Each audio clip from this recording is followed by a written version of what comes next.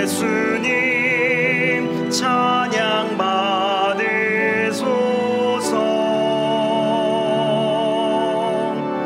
죄 사했네 우리 위해 성령 주셨네.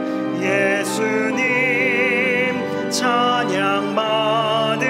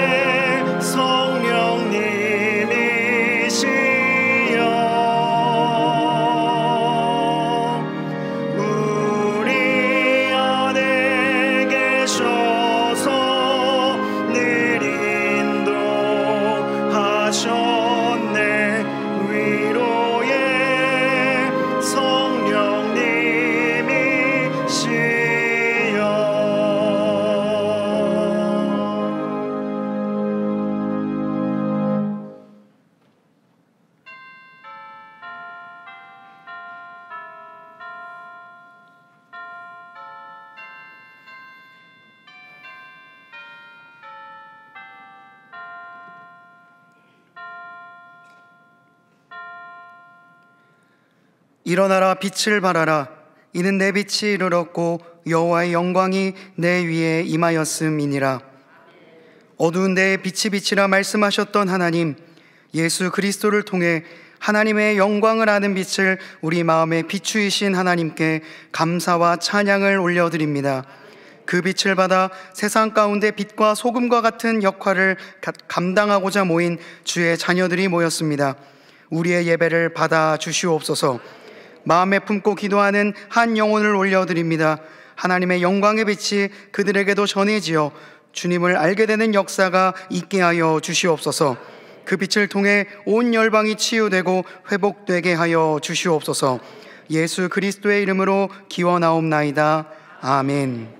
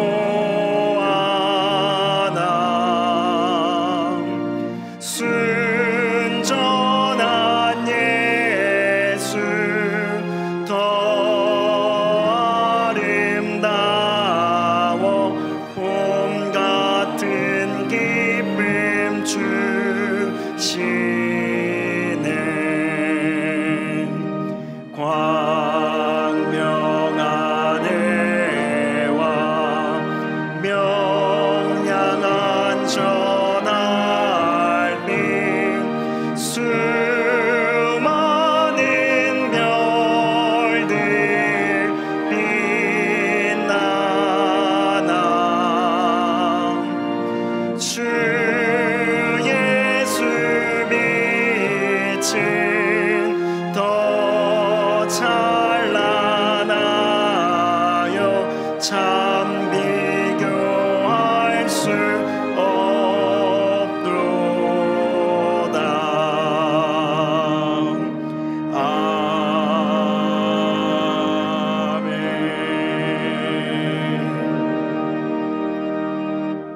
지난 한 주간 우리의 삶을 돌아보며 침묵으로 참회의 기도를 드리겠습니다.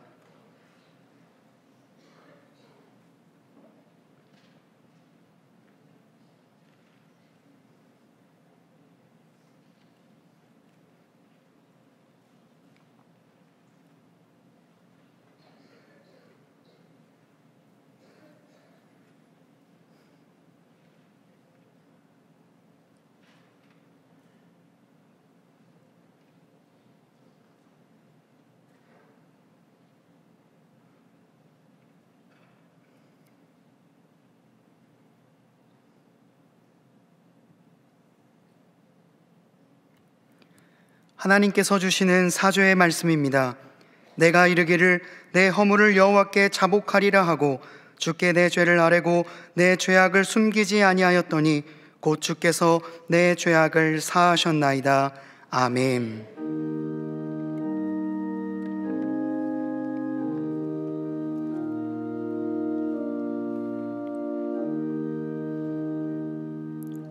나는 전능하신 아버지 하나님 천지의 창조주를 믿습니다.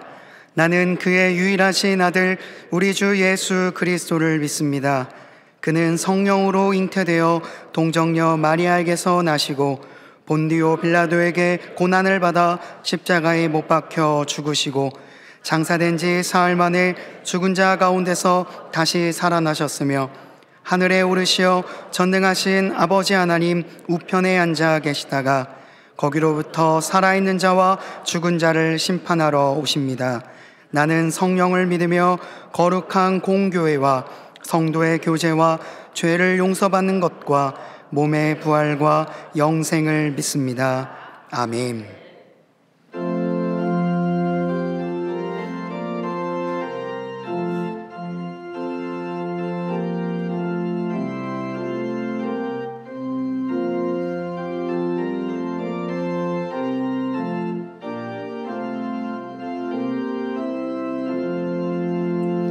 나 속죄함을 받은 후 한없는 기쁨을 다 헤아릴 수 없어서 늘 찬송합니다. 나 속죄받은 후 나 속죄받은 후 주를 찬미하겠네. 나 속죄받은 후 주의 이름 찬미하겠네. 나 속죄함을 받은 후 내 마음이 새로워 주 뜻을 준행하면서 죄 길을 버리네. 나 속죄받은 후 나 속죄받은 후 주를 찬미하겠네. 나 속죄받은 후 주의 이름 찬미하겠네. 나 속죄함을 받은 후 성령이 오셔서 하나님 자녀 된 것을 곧 증언합니다. 나 속죄받은 후 나 속죄 받은 후 주를 찬미하겠네. 나 속죄 받은 후 주의 이름 찬미하겠네. 나 속죄함을 받은 후 보혈의 공로로 내 주의 은혜 임으니 늘 평안합니다. 나 속죄 받은 후 나 속죄 받은 후 주를 찬미하겠네. 나 속죄 받은 후 주의 이름 찬미하겠네.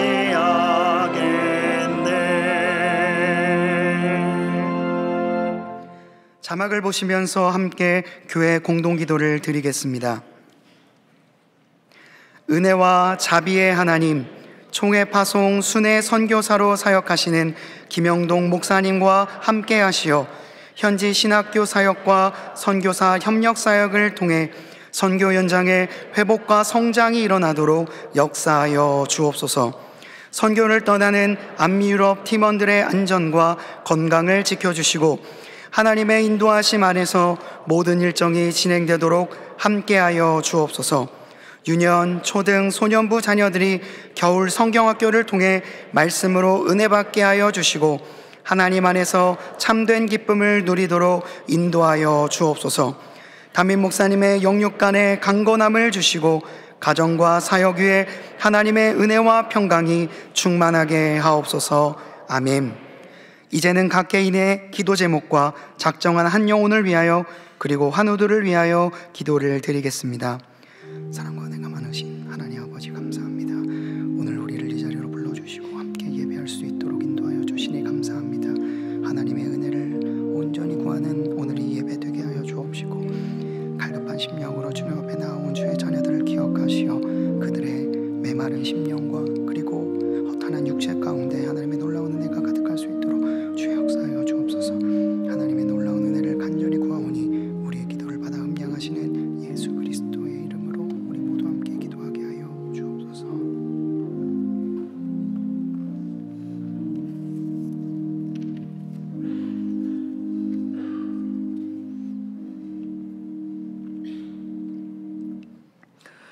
사랑의 하나님 아버지, 주연조로 넷째 주일 3부 예배의 자리로 초청하여 주심에 감사를 드립니다. 온 맘 다해 찬양과 경배로 올려드리는 예배를 기쁘게 흠양하여 주시옵소서. 하나님 아버지, 새 말씀으로 순종하며 살기를 계획하였지만 혹여라도 게으르거나 나타난 게 있으면 용서하여 주시고 24년 표어대로 다시 쓰는 성김 행전을 실천하며 살기를 원하오니 우리의 걸음을 인도하여 주시옵소서.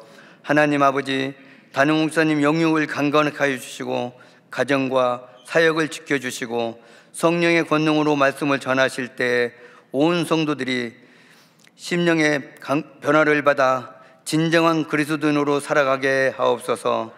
떠나갔던 성도들도 이제는 본 자리로 돌아오게 하시고 부교자분들과 장로, 권사, 안주집사, 온 재직들과 선생님들의 맡겨준 부서들이 말씀과 기도로 무장하여서 예수님께서 제자들의 발을 씻기신 섬김을 본받아 낮아짐으로 겸손하게 공동체를 사랑으로 섬기는 삶 살게 하여 주셔서 진정한 예수님의 제자답게 살 수 있도록 도와주시옵소서. 하나님 아버지, 자녀들을 축복하여 주사 영아부에서 청년에 이르기까지 교육부에 많은 행사들이 있습니다. 청소년들의 비전 트립과 꿈틀꿈틀의 열정과 기도와 눈물로 뿌려진 수고와 예배가 하나님의 꿈이 비전이 되고 예수님의 성품이 인격이 되고 성령님의 권능이 능력이 되기를 원하고 바라고 기도합니다. 지학부의 겨울 성경학교의 주제 말씀을 통해 한 사람이면 패하겠거니와 두 사람이면 맞설 수 있나니 새 상교줄은 쉽게 끊어지지 아니하니라. 서로 교제하며 사귈 때 말씀대로 자라나는 어린이들이 되게 하여 주시옵소서. 청년들의 안미 단기 선교팀들이 내일부터 시작되는 19기 유력팀, 13기 인도팀, 인솔하시는 목사님과 전도사님, 청년들의 안전을 지켜주시고 세계를 바라보며 꿈을 꾸며 아버지의 비전을 바라보고 돌아올 때까지 사랑의 복음의 씨앗을 뿌릴 때 선교사님들에게는 의로가 되게 하시고 그 땅 가운데 아버지의 나라가 열매를 맺기를 기도합니다. 어르신들의 건강을 지켜주시고 눈이 새하지 않고 끝까지 믿음의 경주를 달려가게 하옵소서.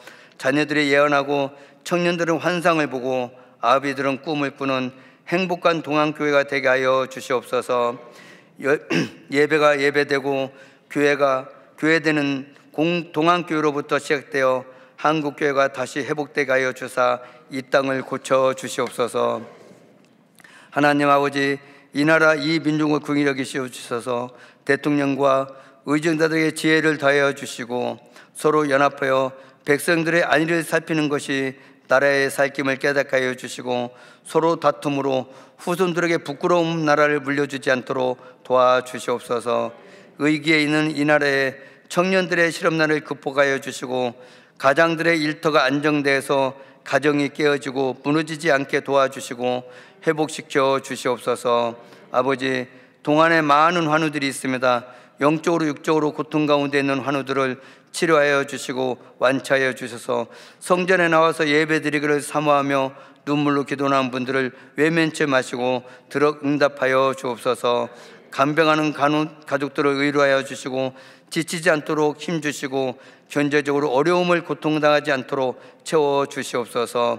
김영준 담임 목사님 관점의 변화로 말씀을 전해주실 때 한 영혼도 거저왔다 가지 않고 악한 사탄 마귀 틈타지 못하게 하시고 아버지의 음성을 듣고 은혜 받고 한 주간도 말씀으로 승리하는 동안의 가족들이 되게 하여 주시옵소서. 시온 성가대의 찬양을 기쁘게 받으시고 한 분 한 분을 축복하여 주시고 은혜의 시간이 되게 하여 주옵소서. 곳곳에서 봉사하는 분들을 칭찬해 주셔서 기쁘게 섬김으로 봉사하는 분들이 다 되게 하여 주옵소서.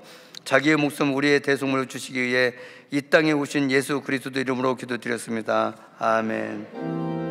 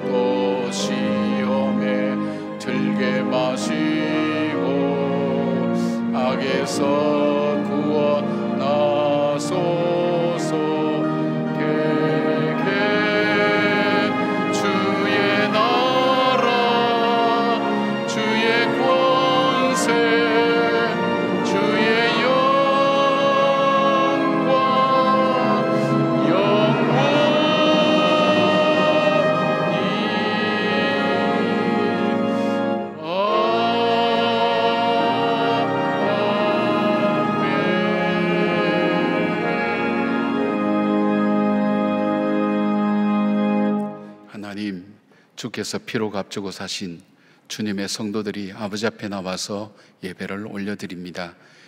감히 주님 앞에 나갈 수 없지만 예수 보혈의 피로 그 은혜의 보좌 앞에 담대히 나가오니 아버지여 우리를 만나주시고 우리의 예배를 받아주시오며 우리의 삶을 통해서 늘 함께 하시던 그 주님의 부르심을 따라 걸어가는 삶의 결단들이 예배를 통해 이루어질 수 있도록 함께해 주시기를 원합니다.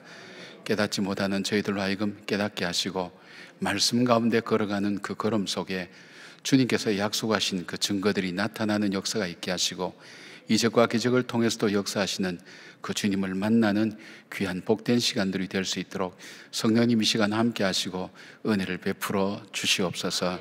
귀한 예물을 하나님 앞에 올려드립니다. 정성을 다하여 나를 드리는 심정으로 주 앞에 올려드렸사오니 예물을 통해 하나님 영광 받으시고 예물이 쓰여진 곳에 주의 영광이 드러나게 하시며 하나님 드리지 못하는 주의 자녀들의 눈물의 예물 위에도 하나님께서 기억하시사 하나님 선하고 아름답게 갚아주시고 인도하여 주시옵소서. 질병으로 고통당하는 주의 자녀들의 그 마음과 가정을 주님 아십니다. 치료하여 주시고 회복시켜 주시오며 기가 막힐 웅덩이와 수렁과 같은 어려움 중에 있는 주의 자녀들의 안타까운 마음 위에도 하나님 함께 하셔서 내니 두려워 말라 말씀하셨던 그 주님의 음성을 듣게 하시고 그 마음속에 다시 평안을 찾게 하시며 하나님 자신에게 주어진 힘들고 어려운 문제들이 있사오나 하나님 넉넉히 이기기도 남는 하나님의 놀라운 은혜가 함께하여 주시옵소서. 주님 보혈의 피로 성전 안팎을 덮어 씌워주시고 어둠과 간영들이 우리의 생각과 마음속에 하나님 우리의 주님의 말씀 듣는 것을 방해하지 않도록 주님께서 지켜주시오며 말씀의 열매를 맺는 삶이 되게 하시고 그 말씀대로 살아가는 주의 자녀들에게 약속하신 하나님의 은혜가 임할 수 있도록 주님 역사하여 주시옵소서. 우리 가운데 계셔서 역사하시는 예수님의 이름으로 기도드리옵나이다. 아멘. 우리 교회는 다음 세대를 기독교적 가치관을 가진 글로벌 리더로 양성하기 위해 청소년 비전 트립을 진행하고 있습니다. 올해는 22명의 청소년을 선발하여 10주간의 언어 훈련과 사역 훈련, 영성 훈련 등을 거쳐 1월 9일부터 19일까지 동남아시아인 베트남, 캄보디아, 라오스 3개국으로 비전 트립을 다녀왔습니다. 첫 번째 방문 국가는 공산 국가인 베트남으로 국민 대부분이 불교를 믿고 있으며 집안 곳곳에 제단을 세워 조상 숭배를 하고 있습니다. 비전 트립 팀은 빈곤계층의 주거 환경 개선을 위해 천막집에 살고 있는 지역민들을 찾아가 사랑의 집짓기 사역을 펼쳤습니다. 청소년들은 40도 가까이 되는 폭염 속에서 처음 하는 페인트 작업이 쉽지 않았지만 새 집을 받고 기뻐할 현지인들을 생각하며 구슬땀을 흘렸습니다. 비전 트립 팀은 킬링필드로 잘 알려진 캄보디아로 이동했습니다. 1975년부터 약 4년간 공산 정권에 반대한다는 이유로 그 당시 집권한 세력으로부터 캄보디아 인구의 4분의 1인 약 200만 명이 대량 학살과 내전으로 사망했습니다. 비전 트립 팀은 이 죽음의 땅을 희망의 땅으로 변화시킬 캄보디아 청소년들을 만났습니다.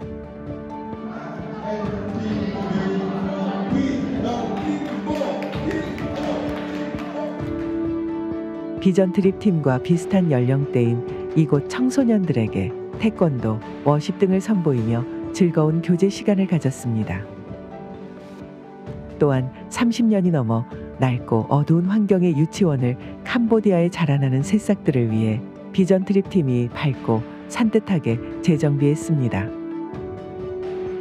비전 트립 팀에 의해 새롭게 탄생한 유치원의 모습을 보면서 현지 교사들과 지역 주민들은 삭막했던 건물이 새로 지어진 것 같다는 감사의 인사를 전했습니다. 마지막 사역지는 라오스입니다.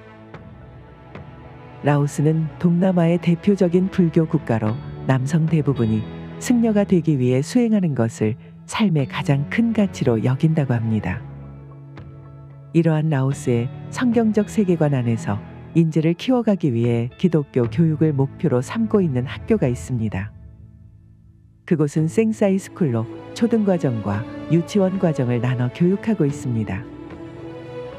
비전 트립 팀은 이곳에 방문해 노후화된 부분들을 보수하고 공부방 사역과 유치원 운동회 사역을 진행했습니다. 비록 언어는 통하지 않았지만 자연스럽게 이곳 어린이들과 마음으로 소통하며 다시 한번 비전 트립의 의미를 되새겼습니다. 거기 가서 기도를 하고 있는데 순간 갑자기 이런 생각이 들더라고요. 지금까지 내가 비전에 대해서 배웠는데 지금까지 내가 했던 것들은 내가 하고 싶은 것들을 이루기 위해서, 또 그걸로 내가 행복하기 위해서, 그게 제가 뭔가를 하는 가장 큰 이유였었어요. 근데 그 순간에 갑자기 그게 너무 하나님께 죄송하더라고요. 그때 되게 진짜 하나님의 일을 해야겠다 이런 생각이 들었었어요. 비전 트립은 성도님들께서 정성스럽게 드린 헌금으로 올해 14회를 맞았으며 323명의 청소년들이 이 시간을 통해 비전을 찾고 하나님을 만나 삶이 바뀌는 경험을 하고 있습니다. 성도님들이 내주신 비전 헌금 덕분에 저와 조이메이커스 친구들은 정말 인생에 있어서 감히 잊을 수 없는 소중한 경험을 했고, 흔들리기 가장 쉬운 나이인 중학교 때 정말 중요한 신앙의 나침판을 선물해 주신 것 같아서 너무 감사드리고, 미래의 아이들을 좀 키운다는 느낌으로 계속해서 비전 헌금 내주시면 정말 감사할 것 같습니다. 위에서 박수하겠습니다. 예.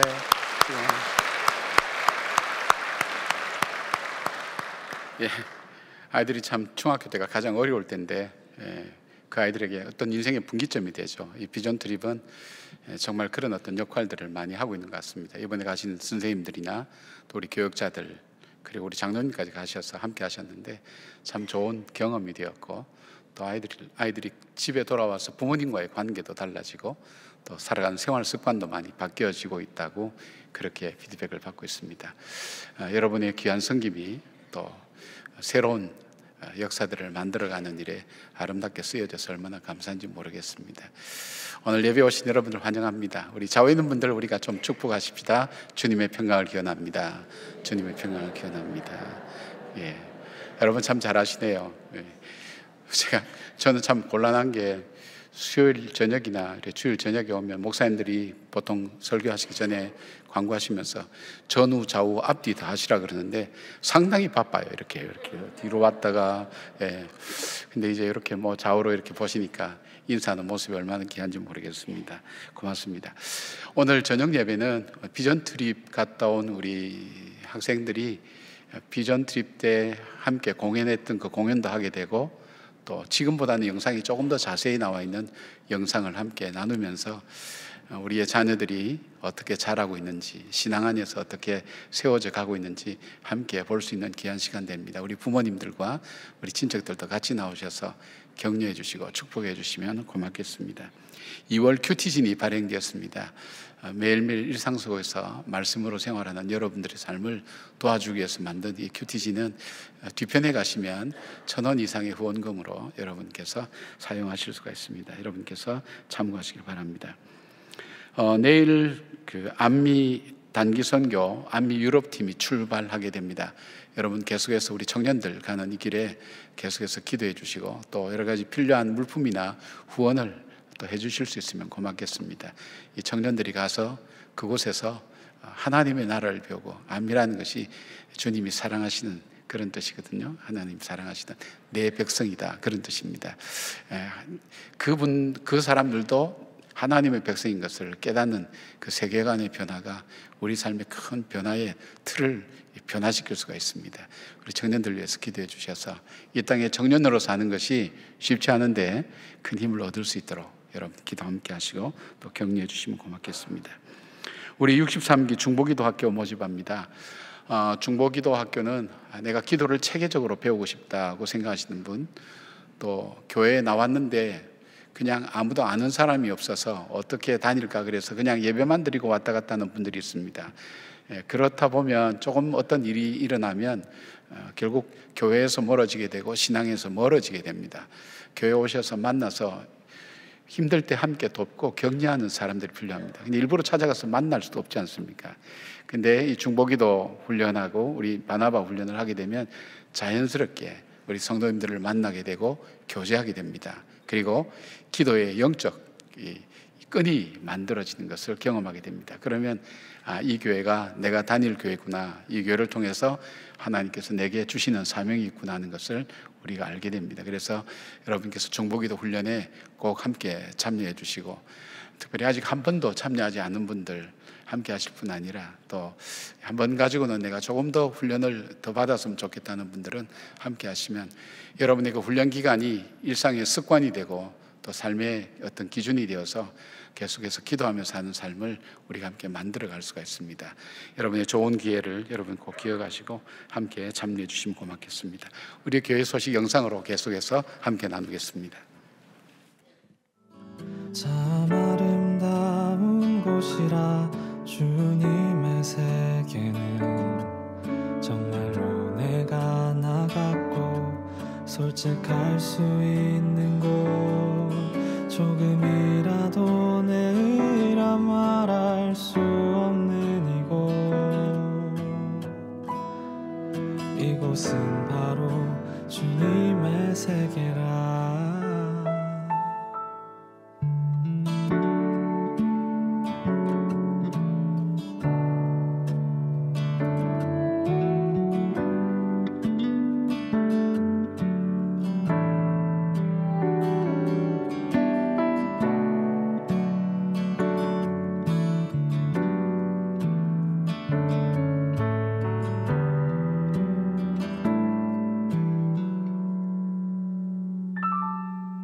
세상은 항상 말하네 그 길이 아니라고. 꼭 뜨거운 길이 있는데 왜 힘들게 사냐고. 단순한 선택조차 내게 버겁기만 한 곳. 그래도 나는 주님만 따르리. 참 아름다워라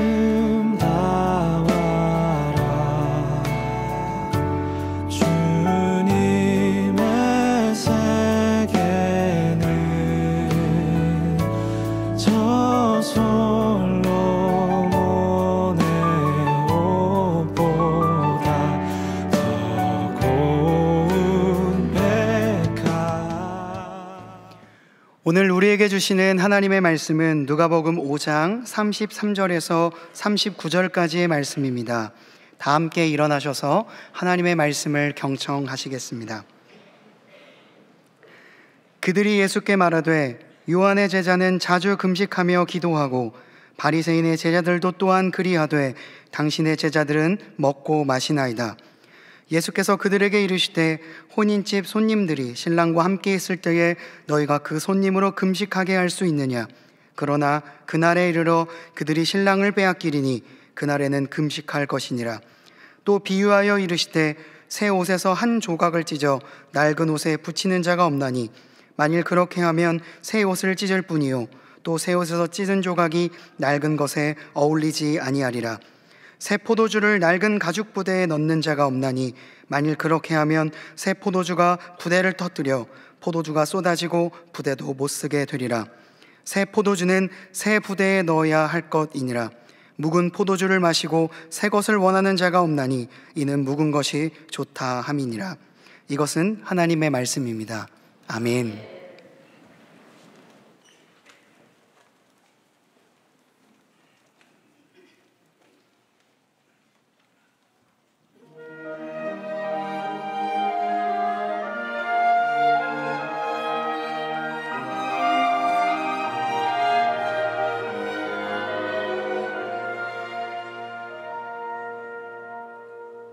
삶이 멈춰였는지 주님이 멈춰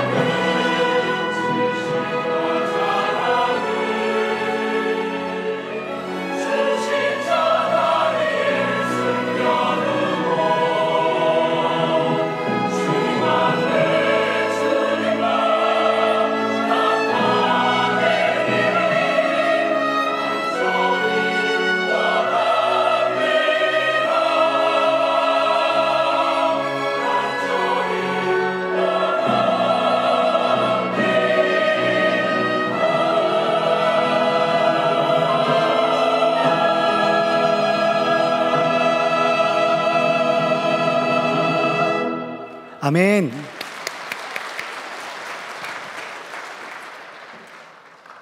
예, 우리 산부 찬양제는 가사를 자기의 고백으로 이렇게 같이 함께 표현하는 것 같아서 얼마나 은혜가 된지 모르겠습니다. 고맙습니다. 어릴 적 저희 기억 속에 저희 아버지께서 어머니를 때리는 장면이 제 어린 기억에 남아 있었습니다. 그것이 제게는 충격적인 사건이었죠. 그래서 제가 큰 다음에 저는 크고 저희 아버지는 교회 장로님이 되신 다음에 그렇게 아버지에게 여쭤봤어요. 아버지 왜 어머니를 때렸어요? 그랬더니 굉장히 당황해 하시면서 그거 기억하니? 그러시더라고요. 예, 기억하죠. 이해가 아직도 안 되고 있다고. 근데 그 아버님이 이제 말씀하시면서 하신 말씀이 본인은 자랄 때 할머니죠. 그 어머니로부터 조선 여자와 명태는 때릴수록 부드러워진다고 그런 얘기를 수없이 들었다는 거예요. 그것을 진짜 받아들인 거예요. 저희 어머니와 아버지 집은 이제 문화 차이가 컸기 때문에 아버지가 어머니에 대한 열등감도 많이 갖고 계셨거든요. 보니까 어머니가 이렇게 어머니 주장을 이렇게 하게 되면 아버지께서 그걸 이제 다른 형태로 표현도 하시고 하는 것을 어릴 때 보았던 것 같습니다. 참 안타깝죠. 그런데 이제 제가 그런 얘기를 하고 있으니까 상담 시간에 이제 좀 그런 얘기를 좀 하면서 이제 그런 여러 가지 사실들을 얘기하니까 자매님 한 분이 그러더라고요. 목사님, 때는 교수님이죠. 교수님, 조선 남자와 멸치는 볶을수록 고소하다는 거 알고 계십니까? 그래서 대단하다, 내공들이 대단하다, 그렇게 생각했습니다. 여러분, 우리 어머니들은 우리 자녀들에게 가장 좋은 것, 바른 것 가르치려고 하죠. 도둑질하는 부모들도 자녀들에게는 도둑질을 하지 말라고 그렇게 가르칠 정도로 바른 것 가르치려고 하죠. 그런데 그 많은 가르침 중에는 잘못된 것이 참 많다는 것을 우리가 살면서 깨닫게 됩니다. 근데 안타까운 것은 내가 그것을 분별하기도 전에 이미 내 속에 들어와서 나의 가치관이 되어 있고 그것이 내 행동과 내 말과 내가 선택하는 기준이 되어 있어서 그것이 잘못된 줄도 모르고 그것이 옳은 줄 알고 계속해서 어리석게 살아가는 삶이 우리 삶에 있어서 적지 않은 부분을 차지하는 것을 보게 됩니다. 제가 말씀드렸지만 우리가 영적으로 성장하고 인격적으로 성장하면 이 관점의 변화가 온다 그랬지 않습니까? 현상적인 것만 보던 눈이 바뀌어서 본질적인 것을 보는 눈으로 조금씩 바뀌어져 가고 현실 눈앞의 것만 바라보던 우리의 시각이 관점이 그 눈앞에 있는 것을 넘어서서 그 뒤에 있는 어려움도 볼 줄 알고 그 뒤에 있는 더 좋은 것도 볼 줄 아는 눈으로 바뀌어지게 되고 물질 중심으로 생활하던 그 삶이 바뀌어서 영적인 것도 나에게 참 중요하구나 해서 영적인 것으로 바뀌어져 가고 자기 자신만 알던 자기 중심적인 그런 관점이 바뀌어서 공동체를 생각하는 이것이 정말 작게는 우리 가정에 유익한 것인가 더 나아가서는 교회에 유익한 것인가 하나님이 원하시는 것인가 그런 것을 생각하는 마음으로 바뀌어지는 것을 봅니다. 오늘 본문은 예수님께서 그 당시에 가장 선생님으로 대접받고 있는 바리새인과 서기관들과 논쟁하는 장면입니다. 예수님은 그들에게 세 가지를 말씀하십니다. 하나는 이 신랑이 있을 때에 금식하지 않는 것, 그리고 새 옷을 잘라서 헌옷을 깁는 데 사용하지 않는다는 것, 그리고 쇠술은 새 부대에 담는다는 비유를 통해서 바로 교훈을 말씀하고 있습니다. 예수님께서 대상으로 삼은 교훈은 서기관과 바리새인들만이 아니라 바로 예수님이 가르치기를 원하시는 그 제자들을 대상으로도 말씀하시면서 그 말씀은 오늘 동시에 오늘 저와 여러분에게도 주님은 동일하게 말씀하고 계신 것입니다. 주님께서 이 비유를 통해서 우리에게 말씀하기를 원하셨던 것이 무엇일까? 무엇을 우리가 깨달아야 될까 하는 것을 돌아보면서 혹시 여러분이 오늘 선택하고 또 결정하고 생각하고 반응하는 모든 것이 정말 사실의 진리의 근거에서 하는 것인지 아니면 나도 모르는 사이에 내 속에 와서 자리 잡은 바로 잘못된 것이 그것을 반응하는 것인지를 돌아보면서 우리가 어떻게 신앙생활을 해야 될지를 찾는 그런 기회가 되기를 바랍니다. 첫 번째로 볼 수 있는 것은 예수님께서 우리는 본질을 보는 눈을 가지라고 주님은 그렇게 말씀합니다. 5장 33절 보면 그들이 예수께 말하되 요한의 제자는 자주 금식하며 기도하고 바리새인의 제자들도 또한 그리하되 당신의 제자들은 먹고 마시나이다, 이렇게 시비를 걸어옵니다. 즉 세례 요한의 제자들과 바리새인들의 제자들도, 이 두 부류는 극과 극일 수 있지만 그러나 이스라엘 사람들을 굉장히 존경받는 그룹들입니다. 금식하는데 왜 선지자라고 불려지는 예수님과 그 제자들은 금식하지 않고 금식해야 될 때 죄인들과 바리새인 죄인들과 함께 식사를 하느냐는 그 문제제기였습니다. 당시 유대인들은 금식을 자주 하였습니다. 구체적으로 말하면 일주일에 2번씩 금식하였다고 그렇게 전해지고 있습니다. 원래 금식은 회개와 속죄의 의미를 가지는 것으로서 레위기 16장에 보면 매년 7월 대속죄일에 대제사장이 피를 가지고 지성소에 들어가는 그날에 이스라엘 백성 전체는 금식했습니다. 왜냐하면 이 죄를 짓는데 이 제사를 통해서 이 죄를 사함을 받습니다. 그런데 이 죄 중에 부지 중에 지은 죄가 있습니다. 내가 이게 죄인 줄도 알지 못하기 때문에 해결하지도 못하고 그대로 남아있는 이 죄에 대한 두려움이 바로 이스라엘 백성들 속에 있었습니다. 그런데 바로 이 대속죄일은 이 죄가 함께 다 사해지는 그런 날입니다. 내가 부지 중에 지은 죄까지 다 사해지는. 그러니까 이스라엘 백성들은 대제사장이 지성소에 들어갈 때에 자기들은 금식하면서 하나님, 나도 알지 못하는 혹시 죄가 있으면 내 죄를 용서하시고, 그러니까 자신을 돌아보는, 그리고 하나님 앞에 회개하며 바로 사는 것이 바로 이 대속죄일의 이 회개의 금식이었습니다. 그리고 스가랴서 8장 18절 이하에 보면 예루살렘이 멸망하고 난 다음 그 예루살렘을 다시 회복시켜 주시기를 간구하면서 하나님의 은혜를 입기 위해서 이들이 1년에 4번 금식을 했습니다. 그런데 이것을 바리새인들이 정례화시켜서 일주일에 2번 금식하는 것, 보통 월요일과 목요일 날 금식하는 것으로 그렇게 정했습니다. 금식이라는 것은 원래 의미는 이스라엘의 자신을 바라보는 시간, 자신의 내면을 바라보는 시간, 그리고 죄를 회개하는 시간, 동시에 하나님의 긍휼과 자비를 구하면서 주께 은혜를 구하는 그런 마음으로 드리는 것이 회개였습니다. 그런데 오늘 누가복음 18장 9절 14절까지 보면 예수님께서 이 비유로 바리새인들과 서기에 대한 비유에 말씀하시면서 굉장히 의미 있는 말씀을 하십니다.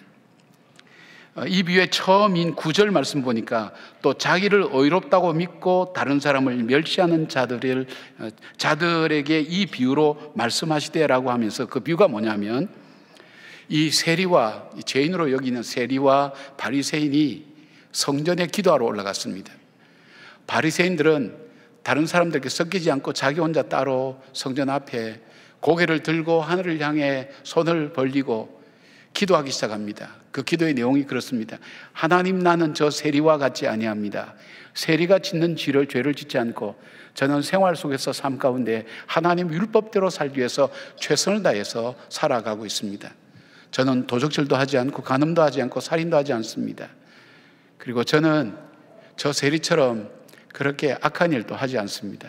그러면서 그들이 얘기하는 것이 저는 일주일에 2번 금식하고 그리고 11조도 내면서 신앙생활 열심히 하고 있습니다. 그렇게 기도를 했습니다. 반면에 세리는 저 성전 구석에서 감히 하늘을 쳐다보지도 못하고 고개를 숙이고 눈물을 흘리면서 하나님, 제가 죄인입니다. 저를 불쌍히 여겨달라고 그렇게 기도하는 모습을 주님은 비유로 말씀하셨습니다. 근데 주님은 이 비유 속에서 하신 말씀이 어떤 사람이냐 그렇게 말씀하냐면 자기를 스스로 의롭게 여기고, 자기를 의롭게 여긴다는 것은 자기 내면을 들여다보지 않는 거예요. 자기가 하는 행위를 가지고 다른 사람을 판단하고 분별하는 사람들, 자기는 금식하는데 금식하지 않는 사람들, 자기는 11조 하는데 11조 하지 않는 사람을 판단하고 비판하는 동기로 그 삶을 살고 그 일을 행하고 있는 사람, 그리고 다른 사람을 멸시하는 사람, 그것 때문에 다른 사람을 멸시하는 사람에 대한 비유로 말씀하시면서 이 세리와 이 바리새인의 기도하는 비유를 말씀하고 있는 겁니다. 뭐가 본질적으로 잘못됐나요? 회개라는 것은 금식이라고 하는 것은 회개의 의미, 자신을 들여다보고 자신의 내면을 보고 회개하는 그런 의미, 그리고 하나님께 자기 긍휼하심과 자비하심을 구하면서 은혜를 갈구하는 그런 마음으로 전해야 될 것인데, 해야 될 것인데, 오늘 바리새인들은 바로 예수님과 그 제자들을 비난하고 비판하는 일에 바로 이 금식의 문제를 가지고 그들이 시비를 거는 것을 보게 됩니다. 여러분, 이 금식이라고 하는 것은 굉장히 중요한 우리 신앙생활에 중요한 우리의 도구입니다. 영성훈련에 굉장히 중요한 것이죠. 여러분, 이 금식 자체에 대해서 예수님께서 말씀하신 건 아닙니다. 이 금식의 어떤 동기나 그 다음에 그 금식이 증거되는 것이 무엇인가 하는 것을 나타내는 것이, 이 금식 자체는 굉장히 소중히 여기셨습니다. 주님께서도 공생애를 시작하기 전에 40일 동안 금식기도, 광야에서 금식기도 하셨고, 이 기도의 능력을 통해서 사단을 물리쳤던 일들을 우리는 기억하실 줄 압니다. 또한 그것뿐 아니라 마태복음 6장 18절에 이렇게 말씀하고 있습니다. 이는 금식하는 자로 사람에게 보이지 않고 오직 은밀한 중에 계신 내 아버지께 보이게 하려 함이라. 은밀한 중에 보시는 내 아버지께서 갚으시리라. 이 금식의 내용은 뭡니까? 하나님께서 은밀한 중에 자기 내면을 살피고 하나님께 기도하는 이 백성들의 마음을 살피신다는 거예요. 알고 계시고 듣고 계시고 그 은밀한 중에 그 기도에 대한 응답을 해주시겠다는 응답의 약속이 있는 기도입니다. 이 마태복음 17장에 보면 귀신 들린 아이를 고치는 사건이 나오죠. 제자들이 온갖 방법을 다 동원해도 귀신이 나가지 않습니다. 그런데 예수님께서 꾸짖으시니까 귀신이 나가고 아이가 나았습니다. 제자들이 궁금했습니다. 예수님, 우리는 왜 귀신을 쫓아내지 못했습니까? 말씀하실 때에 예수님께서 이어서 보면 20절에 말씀하시고 21절에는 없음 이렇게 되어 있습니다. 근데 없는 것이 아니라 그 밑에, 각주 밑에 해설해 놓은 것을 보면 어떤 저 사본에는 금식과 기도와 금식이 아니면 이런 유가 나가지 아니하느니라고 그렇게 되어 있습니다. 어떤 의미일까요? 귀신을 내어 쫓는 놀라운 능력과 힘을 가진 것이 바로 금식기도의 힘이라는 것을 보게 됩니다. 금식의 초점은 다른 사람에게 보이기 위한 것이 아닙니다. 은밀한 중에 보시는 하나님께 회개하고 탐욕으로 가득 찬 자기 자신을 주님께서 긍휼과 자비로 회복시켜 주시고 온전히 되기를 간구하는 것입니다. 금식기도에는 능력이 있습니다. 금식기도에는 하나님의 응답이 있습니다. 금식기도에는 회복의 능력이 있습니다. 우리가 매일 2번씩 예배를 위하여 금식하게 하는 일을 참여하게 합니다. 성도 여러분 중에도 금식하는 분들이 있을 줄 압니다. 일주일 내내. 그 이유가 무엇인가 하면 이 예배는 그냥 저절로 이루어지는 것이 아닙니다. 하나님께서 임재하시고 하나님께서 역사하셔야 됩니다. 그래서 우리 온 성도들이 부지 중에 잘못한 죄가 있으면 자신의 죄뿐 아니라 성도들의 죄도 그 마음에 품고 하나님께 긍휼과 자비를 구하는, 용서를 구하는 마음으로 함께 기도하고, 그리고 하나님께서 우리 성도들의 가정과 삶, 우리 이 땅의 교회들을 회복시켜 주시기를 원하는 간절한 마음을 담아서 금식하면서 절박하게 간구하는 것, 그것에 우리 성도님들이 함께 참여하자고 말씀드립니다. 왜냐하면 금식이야말로 하나님께 가장 가까이 갈 수 있는 마음의 한 가지 방법이기 때문입니다. 음식을 중단한다는 것은 삶을 중단한다는 의미로 우리가 그렇게 확대 해석해 볼 수가 있습니다. 내가 먹고 사는 생존의 문제를 내가 내려놓고 하나님 앞에 나가서 이것이 내 삶의 가장 중요하고 소중한 문제입니다. 하나님께 그렇게 기도할 때에 주께서 그 기도를 들으시고 응답하신다는 것입니다. 오늘 그 금식의 정신과 금식의 마음을 서기관들과 바리새인들은 잘못 사용하고 있다는 것을 보면서 주님은 바로 이 금식의 본질이 무엇인가, 본질에 초점을 맞추는 그런 삶을 살으라고 말씀하고 있습니다.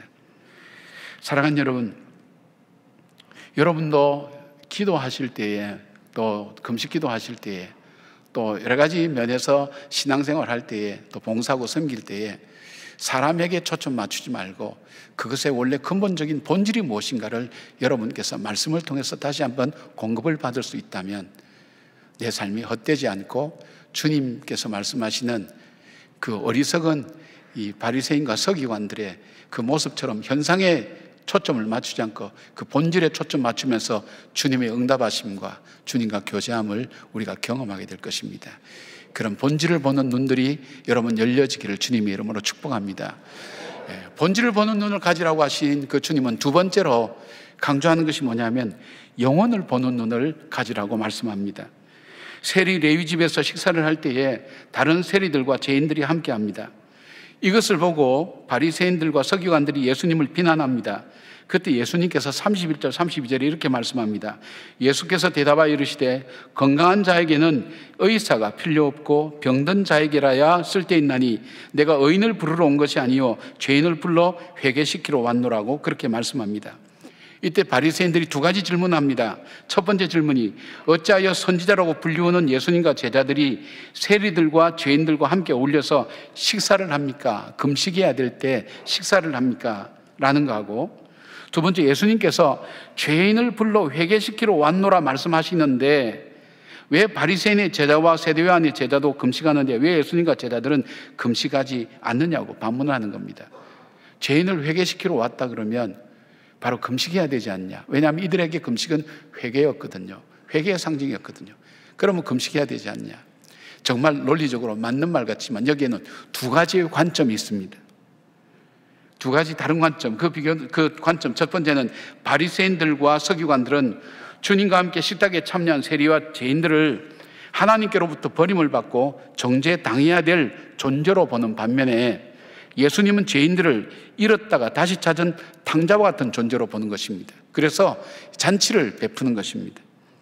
이것을 누가복음 15장에서 누가는 더 자세히 설명합니다. 탕자의 비유를 통해서 예수님은 오늘 그 큰아들의 모습과 이 탕자의 모습을 비교하면서 말씀하고 있습니다. 아버지의 재산을 다 탕진하고 갈 데가 없어서 집에 돌아온 둘째 아들을 보는 큰아들은 미움과 정죄의 대상인데 아버지는 오히려 잔치를 벌이는 것입니다. 그것도 살찐 송아지를 잡고 제일 좋은 옷을 입히고 손에 가락지를 끼우고 발에 신을 신기라고 말씀하며 성대한 잔치를 벌이는 것입니다. 큰아들은 돌아온 탕자를 아버지의 재산으로 창녀들과 함께 삼켜버린 아들이라고 말합니다. 반면에 아버지는 24절에 보니까 죽었다가 다시 살아났으며 내가 잃었다가 다시 얻은 아들이라고 말씀합니다. 보는 관점이 완전히 다릅니다. 우리가 만약 큰아들과 같은 관점을 가지고 있다면 우리 중에 온전한 사람이 누가 있겠습니까? 어떤 면에서 집을 나가서 아버지의 재산을 다 탕진한 탕자와 같은 존재가 바로 우리들이 아닐까요? 아니면 집에서 아버지의 일을 묵묵히 한다는 자기의로 가득 차서 아버지의 마음을 모르고 자기 기준에만 빠져있는 집에 있는 탕자가 아닐까요? 아버지의 마음은 어땠을 것 같습니까? 여러분이 부모님이라면 어땠을 것 같습니까? 큰아들을 향해서 아버지가 이런 마음을 가졌을 거예요. 너 집에서 일만 묵묵히 하지 마. 그게 급한 게 아니야. 지금 너 사랑하는 동생 집을 나갔잖아. 저 동생을 좀 찾아볼 수 없겠니? 이런 아버지의 마음을 어디서 볼 수 있나요? 아버지는 이 아들이 나간 뒤부터 아들을 이미 마음에 용서하고 이 아들이 언제나 돌아올까 길에 나가서 그 아들을 기다리고 있는 거예요. 그게 아버지의 마음이에요. 아버지의 본질적인 마음이에요. 큰아들은 어떻습니까? 아버지의 산을 다 탕진해버린 바로 정죄받아야 될 저 죄인. 그런데 그 아들이 올 때 잔치를 열어주니까 자기에게는 이해가 되지 않는 것을 보게 됩니다. 여러분, 왜 부활하신 주님은 배반하고 실패한 베드로를 찾으러 바닷가로 가셨을까요? 예수님은 의인을 위하여 온 것이 아니라 죄인을 찾으러 오셨기 때문이라고 말씀하십니다. 그리고 예수님이 아니면 실패하고 좌절한 베드로를 회복시킬 분이 없기 때문입니다. 다윗은 많은 복을 받은 사람입니다. 그러나 그가 받은 복 중에 가장 귀한 복을 허물의 사함을 받고 자신의 죄가 가려진 것이라고 시편 30편 1절에 고백합니다. 자신은 많은 복을 받았지만 그 복 중에 가장 귀한 복이 무엇인가 하면 죄와 허물을 따라 자신을 처치하지 않는 그 하나님의 은혜와 사랑이 자기가 받은 사랑 중에 가장 귀한 사랑이요 가장 큰 복이라는 것을 고백하는 것입니다. 누가복음 5장 17절부터 26절까지 보면 예수님께서 중풍병자를 고쳐주시는 장면이 나옵니다. 여러분, 중풍병자는 뇌에 출혈됐거나 뇌 혈관이 막혀서 사지를 잘 못 쓰고 말도 잘 못하고, 그러니까 육체적인 질병 아닙니까? 그러니까 누가 봐도 이 중풍병자를 메고 온 친구들은 육체적인 질병을 치료하도록 그렇게 예수님께 원하면서 데리고 온 거예요. 그런데 예수님의 치료 방법은 좀 달랐어요. 예수님은 그 사람의 육체적인 질병만 본 거 아니에요. 그 사람이 육체적인 질병만 갖고 있었겠습니까? 그로 인해서 마음의 병이 없었을까요? 나는 가족들에게 더 이상 쓸모없는 존재구나. 나는 가족들을 위해서 할 수 없구나. 나는 인생을 다 살았구나. 더 이상 나에게 희망은 없다고 스스로 좌절하고 절망하는 마음의 질병은 없었을까요? 아니, 어쩌면 그 마음의 질병이 육체적인 질병으로 나타났는지도 모르죠. 그것만 그렇습니까? 그런 모습들을 친구들에게, 다른 사람들에게 보여주고 싶었을까요? 사회적 활동이 완전히 끝이 나지 않았습니까? 자기의 이런 모습들 누구에게 보여주고 싶었겠습니까? 제가 이제 기억나는 신방하는 것 중에 암으로 이제 마지막 세상을 떠나는 분이 목사님만 좀 만났으면 좋겠다고 연락이 왔어요. 그래서 병원에 찾아갔더니 정말 너무너무 보기에 안타까울 정도로 야외에 있고 참 삶을 마감하는 것이 어떤 것인가 하는 것을 본 안타까운 마음이었어요. 그런데 이분이 아무에게도 자기 모습 보여주고 싶지 않다는 거예요. 그것이 그분만이 아니라 우리 모두의 모습 아닙니까? 사회적으로 관계가 끊어진 거예요. 사회적으로 병이 든 거예요. 사람 만나기를 원치 않는 거예요. 그것만 그럴까요? 그분 마음속에 이런 마음은 없었을까요? 하나님, 왜 세상에 많은 사람 중에 하필 나에게 바로 이 병이 왔습니까? 고치지 못할 병이. 내가 무슨 죄를 많이 지었기에, 내가 무엇을 하나님께 잘못했기에 왜 나에게 이런 병이 왔습니까? 라고 하나님을 원망하는 그런 마음은 없었을까요? 하나님 관계에서 문제가 생기진 않았을까요? 주님은 이 전체를 보셨어요. 그래서 뭐라고 말씀하십니까? 내 자리를 들고 일어나 걸어가라. 많은 사람 앞에서 네가 스스로 일어나서 그 사람 앞에서는 당당하게 건강을 회복한 사람이라는 것, 그리고 관계를 회복하고 마음을 회복한 사람이라는 것, 그리고 그것을 보여주라. 그리고 거기서 끝나지 않고 내 죄가 사함받았느니라. 너는 구원을 받았다고. 그 영혼을 보셨어요. 영혼을 보시는 예수님은 긍휼히 여기셨습니다. 불쌍히 여겨보셨습니다. 사랑하는 여러분, 우리 주님은 나를 온전히 아십니다. 주님만이 나를 구원해 주실 분이며 주님만이 나를 온전히 회복시켜 주실 분인 것을 아십니다. 나를 정죄하지 않고 용서하기를 기뻐하시고 회복되기를 원하시는 분입니다. 가룟 유다는 돈으로만 사람을 보고 판단하며 예수님께 향유를 부은 여인을 보면서 비판했습니다. 가룟 유다는 주님께서 비판하는 책망받는 제자가 되었고 결국은 돈으로 예수님을 팔아버린 배신자가 되어서 죽게 되었습니다. 여러분, 내 기준이 사람을 어떻게 보느냐를 다시 한번 돌아보시길 바랍니다. 사람을 무엇으로 보느냐가 내가 그 사람을 어떻게 대하고 어떻게 이 일을 해석하고 행하여야 될지 결정하게 됩니다. 여러분 중에는 자기가 자기를 미워하는 사람이 있을 줄 압니다. 자책감이 있죠. 내가 못난 놈이야. 난 더 이상 이 세상에 살 가치가 없어. 스스로 생각하는 분들이 많을 겁니다. 또 형편이 그럴 상황 속에 있을지도 모르겠습니다. 근데 나를 창조하시고 만드신 하나님이 나를 정죄하지 않는데 왜 내가 나를 스스로 정죄하고 계십니까? 내가 나를 볼 때에 하나님, 내가 질병에 걸릴 수밖에 없는, 절망할 수밖에 없는 그 상황과 환경을 하나님 알고 계십니다. 그리고 그 하나님 말씀합니다. 나만이 너를 구원할 수 있다고, 나만이 너를 회복시킬 수 있다고, 나에게 마음을 열으라고. 그리고 찾아오셔서 우리의 이 아픈 마음을 어루만져 주시고 회복시켜 주시는 그분이 바로 주님의 마음이라는 것입니다. 이 마음을 갖고 있을 때 우리의 행동과 삶은 달라집니다. 여러분, 그렇잖아요. 사람을 볼 때 그 영혼을 바라보고 그 행동이나 또 나에게 행한 것만 바라보는 것이 아니라 그 사람의 영혼, 그분에게도 주님의 도움이 필요하고 주님의 구원이 필요하고 주님의 치유하심이 필요한 사람이라는 것을 바라보는 눈이 생길 때 우리가 그 사람 대하는 게 달라집니다. 우리의 언어도 달라집니다. 그리고 우리의 생각이 바뀌어지는 것을 보게 됩니다. 여러분, 그런 눈으로 옆에 있는 사람 한번 보시겠습니까? 영혼을 바라본 눈으로 한번 봐보십시오. 예. 달리 보이죠? 아까하고. 아까는 화장도 진하게 했네, 입술도 너무 빨갛네, 뭐 이렇게 뭐 다양하게 보고 뭐 다양하게 이렇게 생각하였지만 영혼을 바라볼 때 이분도 하나님의 도움이 필요한 분이구나, 하나님 은혜가 필요하구나, 나처럼 그런 어떤 나름대로 어려움이 있는 분이구나, 그런 마음을 가지고 바라볼 때 이 공동체의 사랑이 우리 가운데서 살아나고 주님의 사랑이 우리 가운데서 회복되는 것을 경험하게 될 것입니다. 우리가 한 걸음 더 나가서 나에게 상처와 아픔을 준 사람에게까지 그분도 하나님의 용서하심과 도우심이 필요한 사람이라는 것을 보는 눈이 생기고 그 마음이 생길 때 우리는 그 사건과 그 묶임에서 자유하게 됩니다.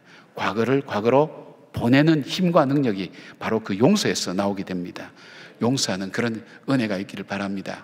영혼을 바라본 눈이 회복되시는 여러분 되시기를 주님의 이름으로 축복합니다. 세 번째로 주님은 주님을 보는 눈을 가지라고 말씀합니다. 여러분, 가장 아이러니한 것이 무엇입니까? 메시아를 연구하고 믿고 증거하며 가르치고 그렇게 살아가는 서기관들과 바리새인들이 메시아 되시는 예수님을 알아보지 못했습니다. 그들은 율법을 보았지만 결국은 율법보다 더 바라본 것은 자기 자신의 입장과 이익이었습니다.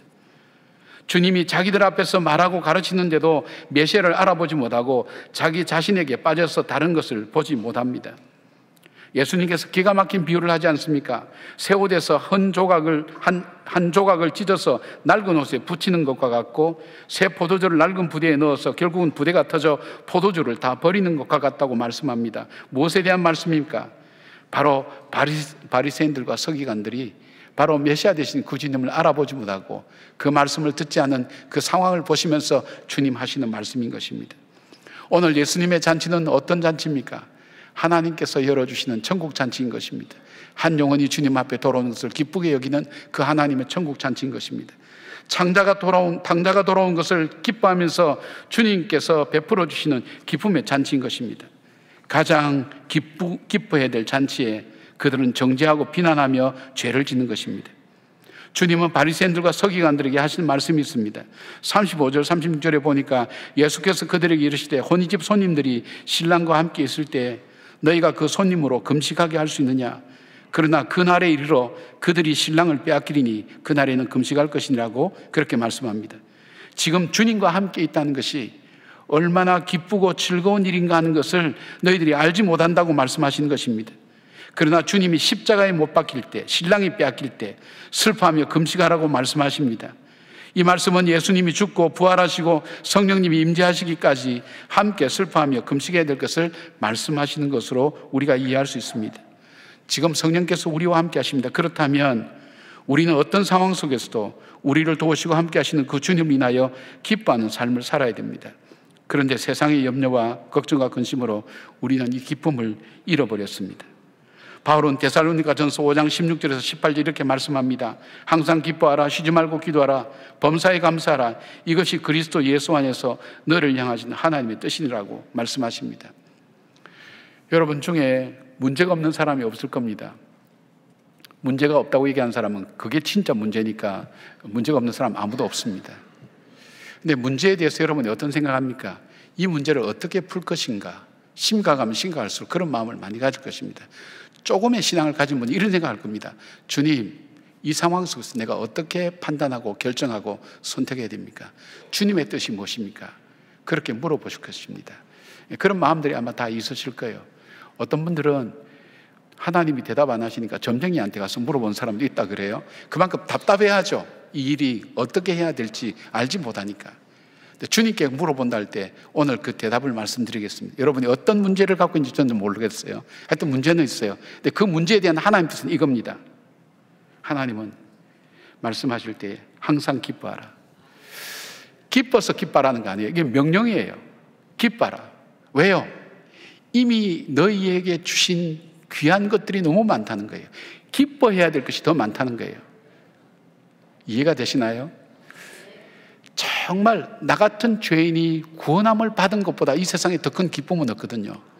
큰 기쁨은 가지고 기뻐하지 못하면서 작은 것 잃어버린 것 때문에 슬퍼하고 힘들어하고 있다는 것을 주님은 말씀하신 거죠. 저 항상 기뻐하라. 그 다음에 쉬지 말고 기도하라. 걱정하고 염려하는 것이 기도하는 것이 아니라는 거예요. 이 문제를 가지고 구체적으로 하나님께 갖고 나가서 아뢰라는 것입니다. 그리고 또 무엇입니까? 범사에 감사하라. 작은 일부터 작은 일부터 하나하나 모든 것 감사의 관점으로, 감사하는 마음으로 바라보라는 것입니다. 그것이 저와 여러분을 향한 하나님의 뜻입니다. 여러분의 문제 앞에 하나님의 뜻은 이겁니다. 기도하고 감사하고 기뻐하는 것. 그렇게 순종해 보십시오. 하나님께서 어떻게 이 문제를 풀어가신지 우리가 분명히 경험하게 될 것입니다. 그리고 바울은 감옥에서 쓴 이 성경이 빌립보서입니다. 이 바울은 이 빌립보서를 통해서 그리스도인은 어떻게 살아야 되는가 하는 것을 말씀하고 있는데, 그 중에 한 가지가 기뻐해야 된다고 말씀하고 있습니다. 4장의 짧은 이 장 속에 기쁨이라는 단어가 10번 이상 사용했습니다. 왜냐하면 주님께서 우리와 함께 계시고 우리의 기도를 들으시고 우리에게 응답하시고 우리가 동행하시는 분이기 때문에 바로 우리가 기뻐해야 된다고 말씀합니다. 감옥 속에 있지만 기뻐하고 있는 자기를 본받으라고 바울은 말씀합니다. 우리의 신앙에 기쁨이 없다는 것은 하나님의 임재를 믿지 못하거나 아니면 그것을 큰 기쁨으로 여기지 않기 때문입니다. 근데 이것보다 더 심각한 것이 있습니다. 주님을 잃어버렸는데, 신랑을 잃어버렸는데도 불구하고 아무 일도 없는 듯이 살아가는 삶입니다. 왜냐하면 주님을 잃어버린 사람의 특징은 사울 왕처럼 분별력을 잃어버리고 자기의 뜻을 하나님 뜻으로 착각하기를 잘합니다. 그래서 귀신이 자기를 주장하는데도 알지도 못하고 자기가 사랑해야 될 다윗을 오히려 죽이려고 하는 일들을 행하게 됩니다.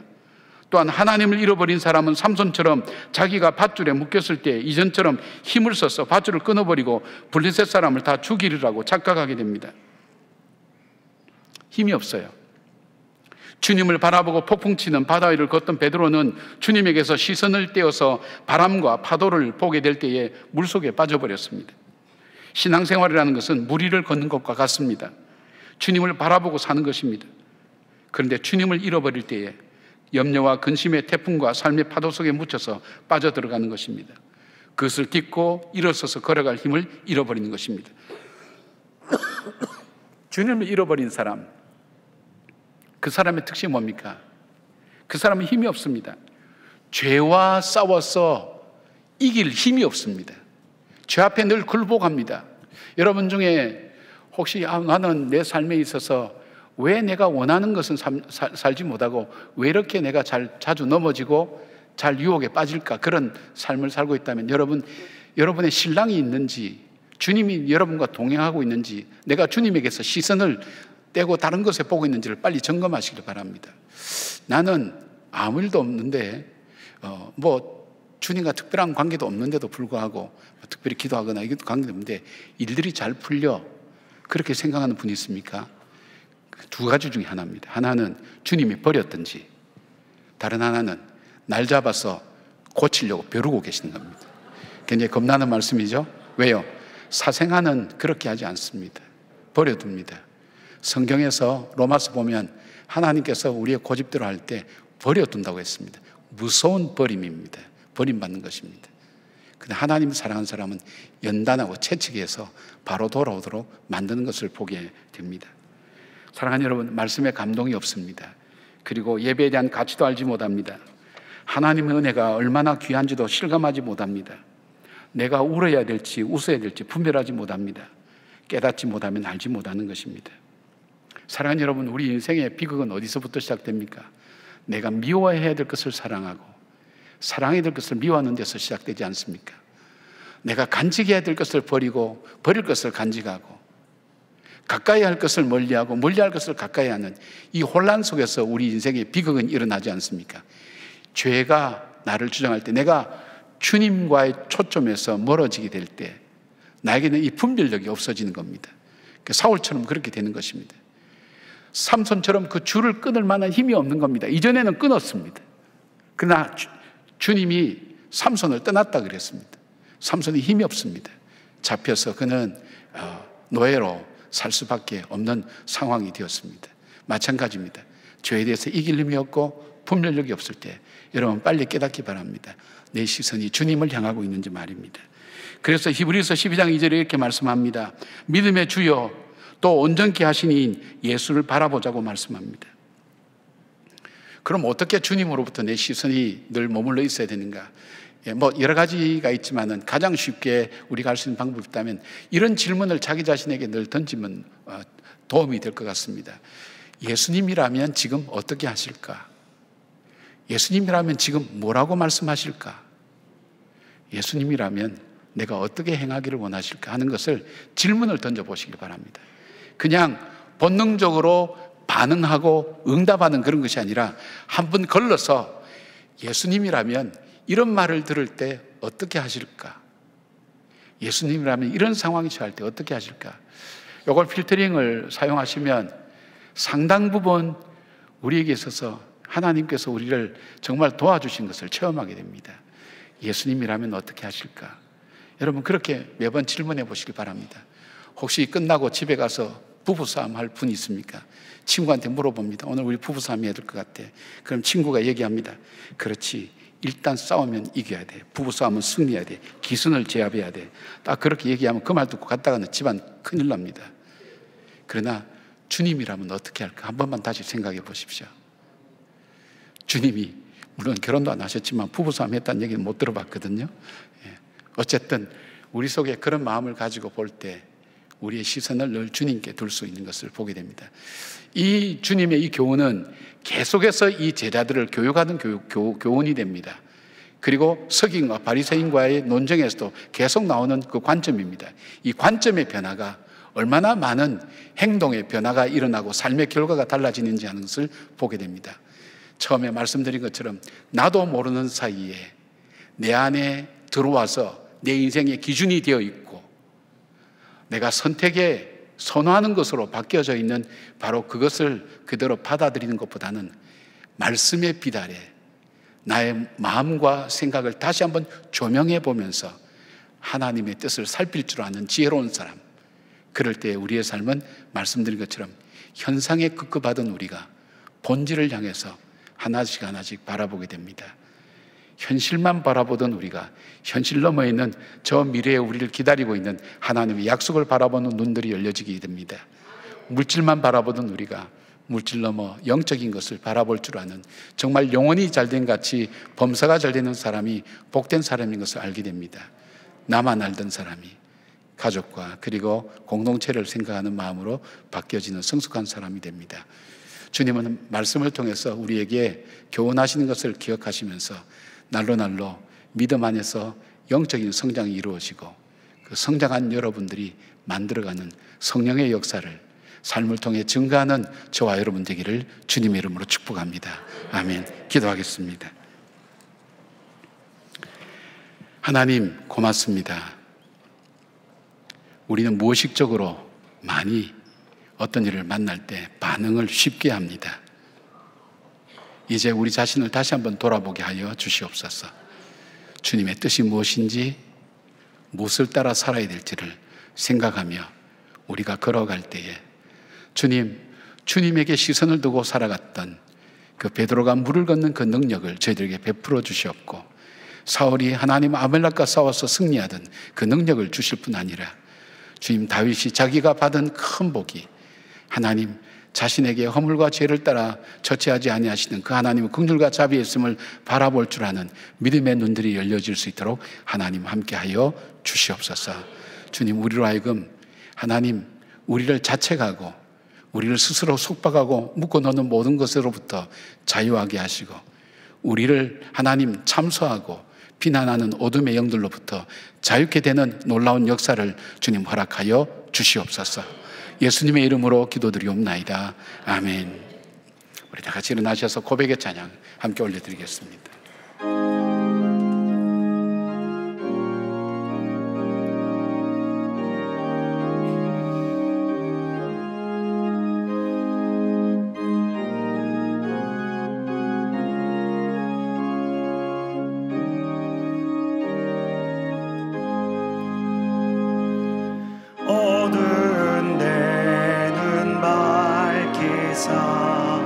진리를 보게 하소서. 진리의 열쇠 내게 주사 참 빛을 찾게 하소서.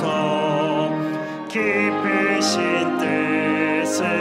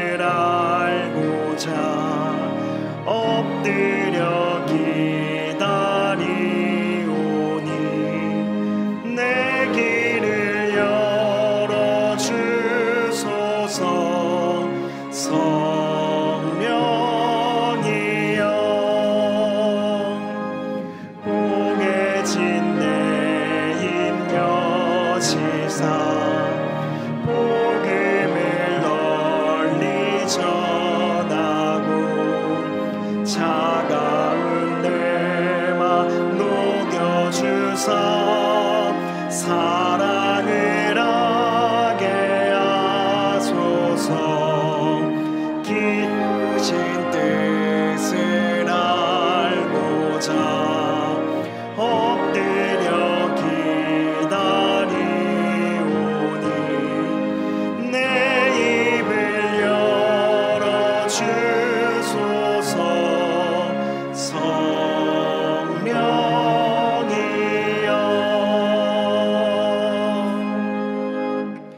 1월 이달의 말씀을 함께 선포하시겠습니다. 인자가 온 것은 섬김을 받으려 함이 아니라 도리어 섬기려 하고 자기 목숨을 많은 사람의 대속물로 주려 함이니라. 아멘.